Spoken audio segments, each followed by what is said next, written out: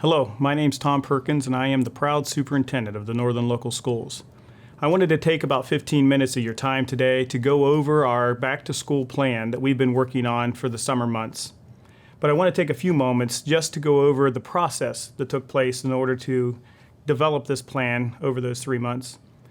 A committee of 21 staff employees, parents were gathered together to look at a variety of options as we return, with the whole goal being to get back in touch with our students and their families. It was a painstaking process over the last 3 months, and as we've all learned throughout the state, it changes every day. This plan is not perfect, but it's as close as we could get and certainly flexible as we move forward. I ask that you take a moment and go through this plan with me and enjoy learning about all the opportunities we're going to create for our students, regardless of what platform that has to be. I do want to make another disclaimer that although this plan is the plan for the district, as parents you have the individual option also to elect online until the time you feel safe to send your child back to school. Please take a moment to listen to the protocols and safety measures we put in place to ensure to the best of our ability that our students and staff are safe when they return. Okay, on slide 1 you're going to see the introduction to our Northern Local Return to School plan. Slide 2 just gives you an idea of some of the committee members on the 21-member team that originated the plan and have been going through that and editing throughout the summer. I do want to mention that we also did this in collaboration with a return to school remote learning committee made up of teachers. Also, each staff classification has been represented on this, as well as parents, students, through the survey that we sent out to the district. Also, a staff survey was used. We used the CDC resources, the Ohio Health Department, and worked in collaboration with our Perry County Health Department on a weekly basis. We took information from the Pediatric Association as well. So this is a comprehensive, informative plan that we think addresses the concerns and questions of many of our committee members, as well as those that we serve in our district. If you look at slide 3, this is just an introduction of the collaboration we had with all of the MVL schools that work in our ESC area, not just MVL schools, and trying to be consistent with what our missions were. This was developed early in the process. On slide 4, these are just considerations for reopening that we think are best practices and certainly come from the CDC as well. And these are protocols that we will model for our students and our staff. And with our parents' assistance, I think that these are techniques that are good to carry on throughout just for typical virus spreads beyond the COVID-19. So certainly these are things that we will be highlighting as we go through this plan. On slide 5, this gives you a more specific analysis or direction as to what type of things we're going to be doing in the educational environment, talking about face-to-face and in-person instruction, using space, social distancing to the extent that we can, modifying how we run in our smaller groups with staggered schedules so that we don't have large groups of students gathering together and mixing up. We're trying to have assigned seating in all buses as well as in classrooms. And again, reiterating to our students that the safety protocols in place include the washing of the hands, the socially distancing, the wearing of masks and such. If you look at our remote learning options based on House Bill 164, last year we did this to an extent in that we had online learning and packets for students. This year we will be providing a device for every student so that we can hopefully eliminate those students that were not able to access the Zoom meetings and online learning tools that we used in the spring. On slide 6, these are some of the resources that we're going to be using as far as providing a safe environment for our students and staff. You can go through this, and these again are by ODH, ODE guidelines, transportation guidelines that we received, student activities that we get from OHSAA, and also taking an understanding of our family needs based on the surveys that we had returned. Sanitation and maintenance, obviously cleaning is going to be at the forefront of our preventative medicine, so to speak, from a district point of view. We've purchased an electrostatic device sprayer that helps disinfect specifically for the COVID-19. This lasts 3 to 5 days. This is going to be a regular cleaning tool that we use in all of our buildings and our buses. Particularly focusing on contact or high contact areas, doorknobs, desk, things like that.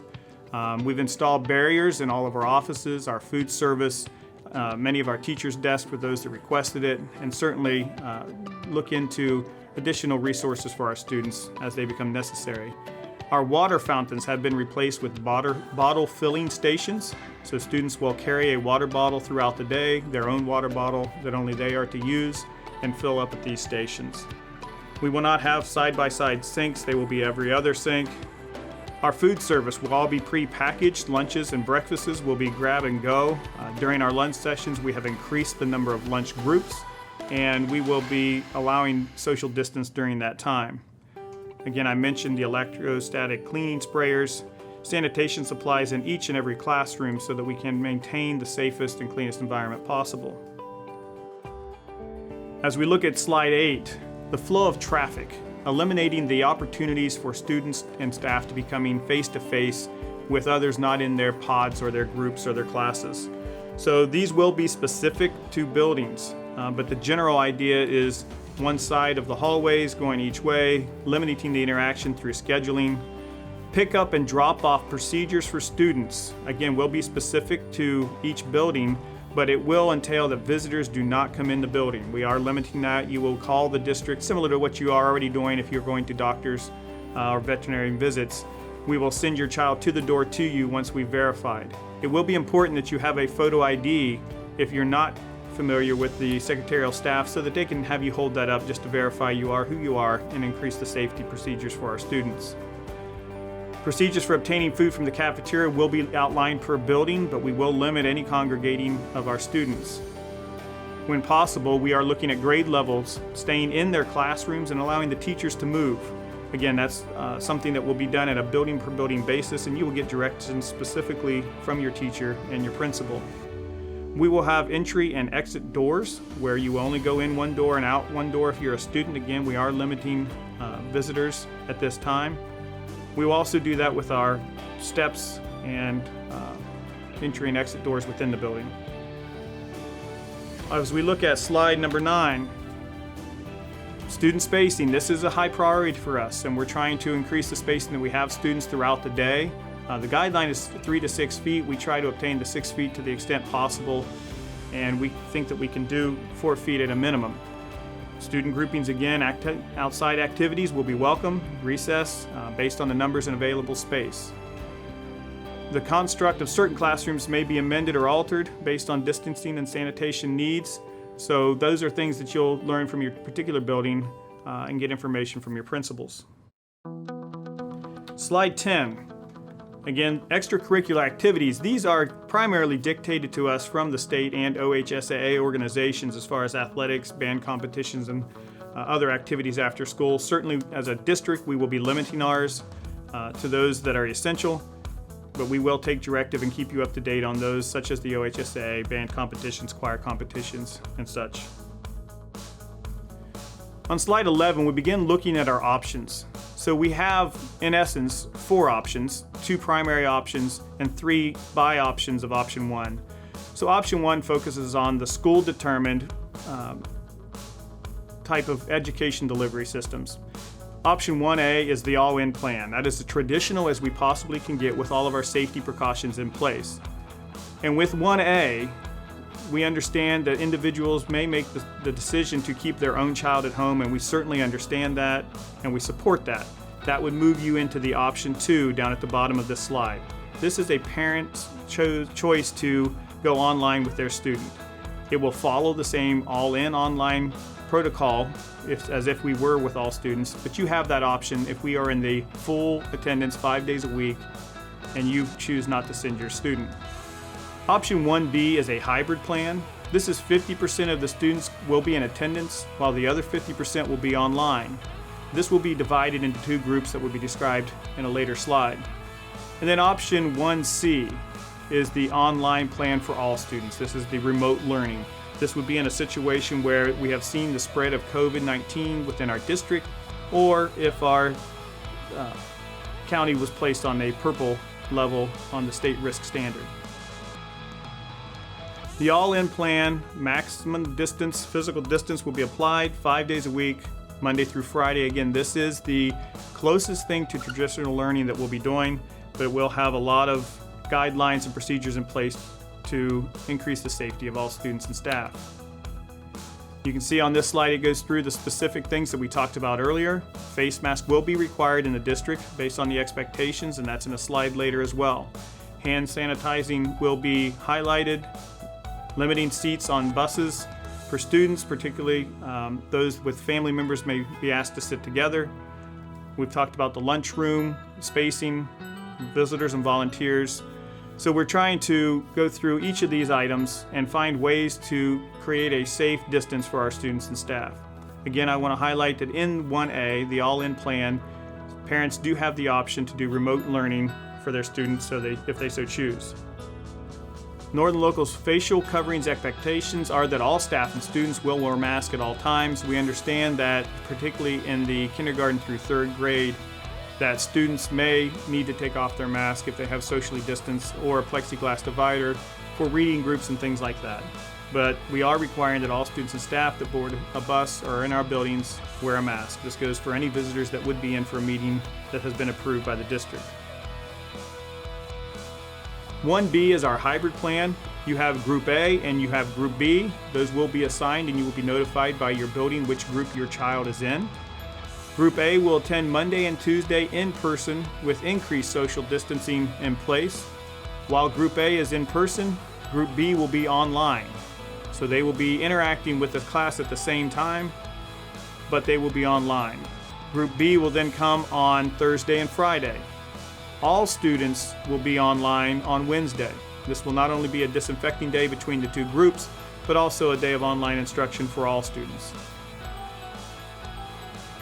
The hybrid plan goes through very similar as our full-in plan, except for we're increasing the socially distanced spacing we're able to provide on both our buses and our buildings. Hybrid 1 will be tied to a red rating for risk in our county based on the state rating system of COVID. Slide 17. This is Hybrid 1 blended learning option to use remote learning. We will be providing a device for each and every student. We will also do what we can to provide access to the internet for those students that do not currently have it. You will have daily attendance taken through the Zoom meetings or your participation on assignments.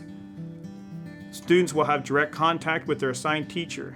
This is not a new curriculum. This is not self-paced.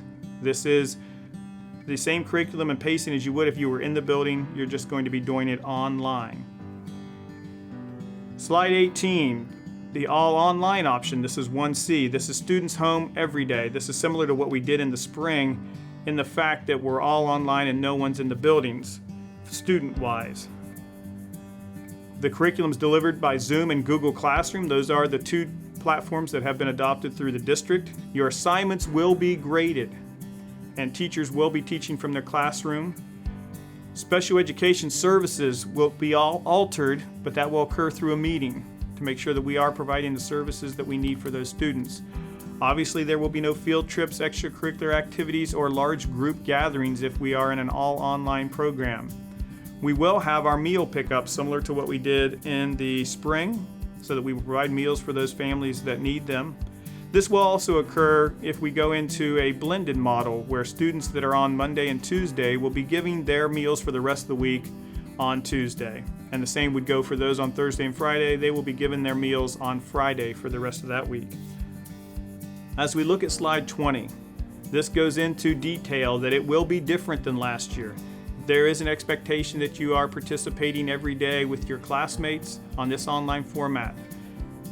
We do not want to see educational gaps increase, so your participation in the online program is essential.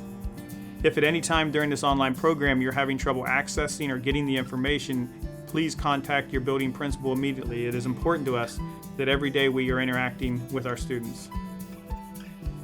If you choose to do the parent elected online, this would be something that you may choose during the remote or the blended learning or the all on campus learning. You will need to contact your building principal by August 14th. There will be a form that you can fill out in order to do that. This is important for us to know as far as who will be attending in person and who will be attending online and what services or devices you need in order to do so. We will be providing professional development for families to better acquaint them with both Google and Zoom processes. Again, attendance will be recorded and grades will be issued. This is a single slide, number 22, that just gives you a visual of the three options, particularly that you have as a district. This does not include the option if you choose to go online personally. So you have 1A, which is in person 5 days a week. We are in yellow or orange from the Ohio Department of Health rating system. We move to the hybrid blended if we are level red. And then of course we go to the all online if we go to level purple. We think this addresses all of the individual feelings toward the safety precautions that are being provided at the school. So if you feel that you are at risk, we encourage you to keep your child home if they have underlying health conditions, and we can certainly service them through the online platform. If you have any pre-existing conditions, that's also an option for you. But we think that tying this directly to our rating system allows us to acknowledge that as the risk increases, so does our responsibility to provide a safe environment for our students. So again, option 1A, yellow or orange, which is all in person. Option 1B, the hybrid blended, where we are increasing the social distancing, level red, and level purple, we go all online on 1C. This does not limit us just to those rating systems. The district and health department can work collaboratively based on things that are happening in our district for COVID cases, that we can move through these more quickly if needed. That will be communicated with you in a timely manner should we have to do that. As we look at slide 23, this is just a picture of the risk level guidelines that is provided by the Ohio Department of Health. And level 24 gives you a detail of what guidelines and expectations for trying to avoid moving to the next level. Finally, on 25, this specifically talks about how you can help be part of getting our students back to school in an environment that we know, by the recommendation of pediatricians and the CDC, that is best for them to learn. And that includes home self-check assessments that you do prior to sending your child to school. We want all of our children to attend school, but we know that it's important that we do so safely. So please do your part in assessing your child's wellness to come to school each and every day, and that could include checking for their symptoms as well as taking their temperature. Because when they come to school, we are going to try to take temperatures of every student, and we'll be sending them home if they do have a temperature of 100 degrees or higher. This includes employees. We're asking the employees also self-check before they come to work, as we will be taking their temperatures and doing an assessment each and every day to ensure that we create the safest environment possible. We have also partnered with Genesis Healthcare so that if we do have students or staff that exhibit any types of symptoms that may be related to COVID-19, that they can get into a testing site in a timely manner. Please follow these guidelines as we partner to create an environment that's safe and comfortable for our students and staff, and we can get our students back to school and learning in the process that best suits them. Finally, a disclaimer about adapting and adjusting. This is an at-the-moment plan. This is based on the conditions that we currently have and the information that's been shared with us on a weekly basis. We all know that this could change tomorrow. I ask that you be flexible, understanding, and we will communicate with you in a timely manner of any change that may need to occur to this plan. Thank you for taking the time to go through our return to school plan with me. I understand it was not as entertaining as many of our videos, but I hope you found it informative and it puts you at ease to some regard that we are taking all the precautions we can to ensure that we have a safe return to school. I want to leave you with this fact that we will take every opportunity to teach your child in whatever format that is. Know that my own 3 children will be attending school, so these plans weigh heavily on my heart, not only as the superintendent of Northern Local Schools, where all of them are my children, but my own 3 children as well. We look forward to the 2021 school year. Whatever that may look like, we know that because we're generals, it will be successful.